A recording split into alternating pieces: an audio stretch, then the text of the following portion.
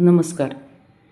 गणपती बाप्पा हे अवघ्या महाराष्ट्राचे हिंदू संस्कृतीचे आराध्य दैवत आहेत. बुद्धीची देवता आणि विघ्नहर्ता मानल्या जाणाऱ्या गणेशाचा खरा जन्मोत्सव हा माघ शुद्ध चतुर्थीला साजरा केला जातो. यंदा म्हणजेच 2026मध्ये हा शुभ दिवस गुरुवार 22 जानेवारी रोजी येत आहे. गणेश जयंतीला विनायक चतुर्थी, तिलकुंद चतुर्थी किंवा वरद चतुर्थी अशा विविध नावांनी ओळखले जाते. धार्मिक मान्यतेनुसार याच तिथीला गणपतीचा जन्म झाला होता, ज्यामुळे या दिवसाला माघी गणेश जयंती असे संबोधले जाते. तर यावर्षी माघी गणेश जयंतीचा दिवस कोणता आहे, शुभमुहूर्त कोणता आहे, पूजा कधी करावी, तसेच काय करावे या दिवशी, काय टाळावे, गणेश जयंतीचे धार्मिक महत्त्व, कोणता नैवेद्य दाखवावा आणि गणपती बाप्पांची जास्तीत जास्त सेवा करून आपल्याला काय फळ मिळवता येईल याची संपूर्ण माहिती आपण आजच्या व्हिडिओमध्ये जाणून घेणार आहोत. तर व्हिडिओ शेवटपर्यंत पहा. आवडल्यास लाईक जरूर करा आणि माझ्या सविताच कॉर्नर या चॅनलला सबस्क्राईब करा. कमेंट करायला विसरू नका. कमेंटमध्ये ओम गम गणपतये नमः असे नक्की लिहा. तर माघी गणेश जयंती हा सर्वांनाच गणपतीचा आवडणारा असा एक उत्सव आहे. गणेश चतुर्थी ज्याप्रमाणे उत्साहाने साजरी केली जाते, त्याचप्रमाणे हा गणेशांच्या जन्माचा दिवस, वाढदिवस म्हणून मोठ्या उत्साहाने साजरा केला जातो. माघी गणेश जयंतीच्या पूजेसाठी शास्त्रामध्ये माध्यान्ह वेळ ही अत्यंत महत्त्वाची मानली जाते. गुरुवार 22 जानेवारी 2026 रोजी चतुर्थी तिथी पहाटे 2:47 सुरू होईल, तर शुक्रवारी 23 जानेवारीला पहाटे 2:28 ही समाप्त होईल. बाप्पाच्या पूजेसाठी सर्वात शुभ मुहूर्त 22 जानेवारी रोजी सकाळी 11:29 ते दुपारी 1:37 राहील.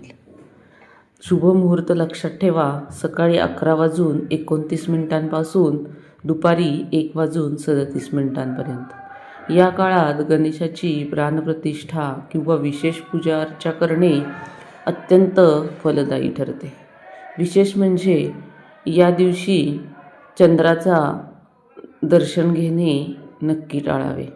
चंद्रदर्शन घेतल्यास खोटा कलंक लागण्याची शक्यता असते, असे पौराणिक कथांमधून सांगितले गेले आहे. तर या दिवशी चंद्रदर्शन नक्की टाळावे. तिळाच्या लाडवांचा नैवेद्य आणि आरोग्याचा खूपच जवळचा संबंध असतो, कारण भाद्रपदातील गणेशोत्सवात आपण बाप्पाला उकडीच्या मोदकांचा नैवेद्य दाखवतो. मात्र माघी गणेश जयंतीला तिळाच्या लाडवांचे विशेष असे महत्त्व आहे. जानेवारी महिन्यात येणारी ही चतुर्थी कडाक्याच्या थंडीमध्ये येते. विज्ञानाच्या दृष्टीने तीळ आणि गूळ हे उष्णवर्धक असून शरीराला ऊर्जा देतात. म्हणूनच या दिवसाला तिलकुंद चतुर्थी असेही म्हणतात.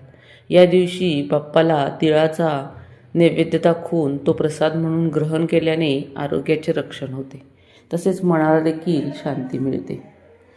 म्हणून या दिवशी तिळगुळ किंवा तिळगुळाच्या वडीचा नैवेद्य बाप्पांना नक्की अर्पण करावायचा आहे. गणेश जयंती आणि गणेश चतुर्थीमधील नेमका फरक कोणता आहे, तर भाद्रपद महिन्यात साजरी होणारी गणेश चतुर्थी ही मुख्यत्वे पार्थिव गणेश पूजन आणि गणपतीचे उपनयन संस्कार यांच्याशी जोडली गेली आहे. हा उत्सव लोकमान्य टिळकांनी सार्वजनिक गणेश उत्सव साजरा केलेल्या कल्पनेतून सुरू झाला. तर माघ महिन्यातील गणेश जयंती ही साक्षात गणपतीचा जन्मदिन म्हणून साजरी होते.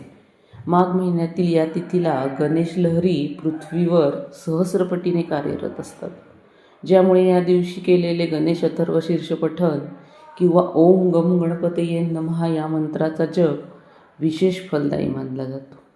अष्टविनायक आणि कोकणातील मंदिरांमध्ये या दिवशी मोठा उत्सव असतो. तसेच भाविकांची गर्दी देखील दिसून येते.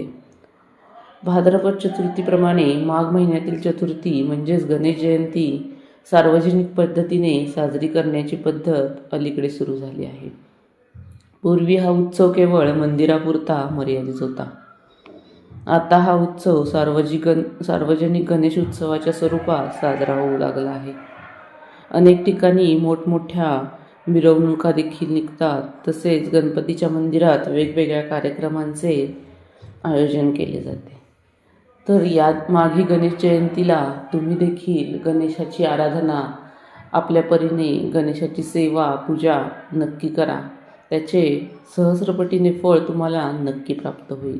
गणेशाची कृपा तुमच्यावरती कायम प्राप्त होईल. तर त्यासाठी तुम्ही या दिवशी गणपतीला आवडणारे जास्वंदीचे फूल, दुर्वा ह्या गणपतीला नक्की अर्पण करावयाचे आहेत. तसेच ओम गम गणपतये नमः